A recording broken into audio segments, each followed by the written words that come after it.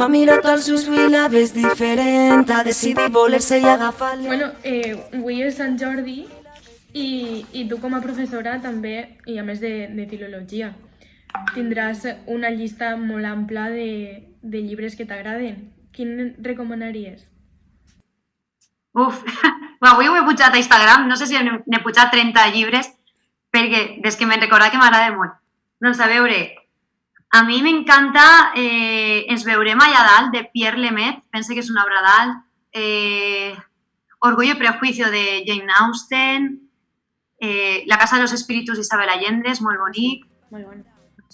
Tinc moltíssims llibres que m'agraden. Cumbres borrascoses, també d'Emily Bronte, per dir més de dones. I després García Márquez, el qualsevol llibre d'ell és brutal també, i molts escriptors. Preparada, ha vingut amb força. Bé, aquesta és una de les preguntes que li he fet a Mireia aquesta vesprada a l'entrevista de Pupiles, i dir que han pujat al seu perfil una col·laboració que han fet amb altres cantants de la nostra llengua per a celebrar Sant Jordi, i estaria molt guai que anàreu a veure-la perquè és una cançó preciosa.